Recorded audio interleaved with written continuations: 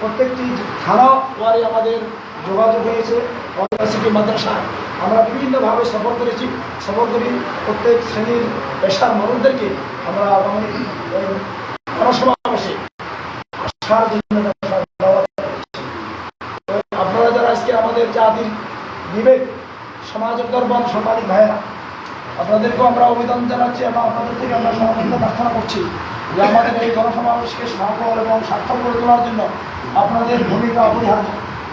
Print media এবং electric মিডিয়ার যে সময় সাংবাদিক ভাইয়েরা আজকে আমাদের এখানে উপস্থিত হয়েছেন, আপনারা প্রত্যেকেই আপন আপন জায়গায় আপনারা আমাদের আগামী 24 তারিখের এই গণসমাবেশের ব্যাপারে আপনাদের প্রচারের কাজগুলোকে আপনারা ভালোভাবে কার্যকর করে প্রচারের কার্যক্রমকে এগিয়ে নিয়ে আমাদের এই গণসমাবেশকে সফল করার জন্য আপনারা সহযোগিতা করবেন।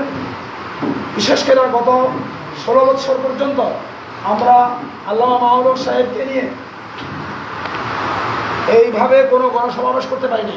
বিশিষ্টের বাধার কারণে, হত্যাযোগ্য আক্রমণ এবং তাদের অত্যাচার আর নির্যাতনের কারণে আমরা প্রকাশ্যে গণসমাবেশ বা জনসভা করতে আমরা অত্যন্ত আতঙ্কিত ছিলাম। এরপরেও আমরা আমাদের অবস্থান থেকে আমরা এখন আপোষ করিনি।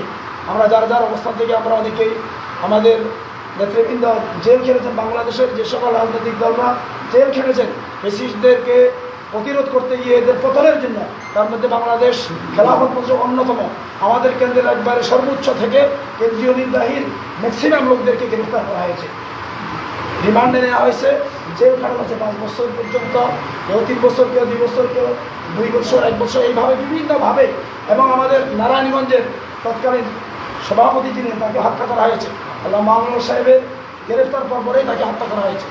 যারা ইকবাল সাহেব আমাদের নারায়ণগঞ্জের সভাপতি ছিলেন, তাকে হত্যা করা হয়েছে। এইভাবে আমাদের বিভিন্ন জেলায় আমাদের নেতৃবৃন্দকে জেল দিয়ে অত্যাচার এরা দ্বারা আমাদের কার্যক্রমকে ব্যাঘাত করার জন্য, প্রতিবন্ধকতা তৈরি করে আমাদের কার্যক্রমকে তারা মিশিয়ে দেওয়ার জন্য, স্তব্ধ করে দেওয়ার জন্য চক্রান্ত ষড়যন্ত্র ছিল।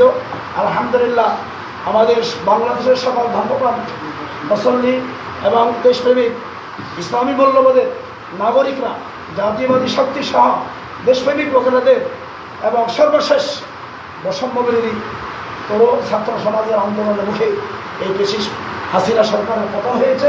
আর এই পতনের মধ্যে দিয়ে আলহামদুলিল্লাহ আমরা আমাদের অবস্থান থেকে আমাদের জনসমাবেশের কাজ আল্লাহ মাহমুদ সাহেব গত 3 মাস যাবৎ বাংলাদেশের প্রত্যেকটি অঞ্চলে বড় বড় জনসমাবেশ করেছে। প্রত্যেকটি জনসভায় 50,000, 1 লাখ, 1.5 লাখ লোক পর্যন্ত হয়েছে।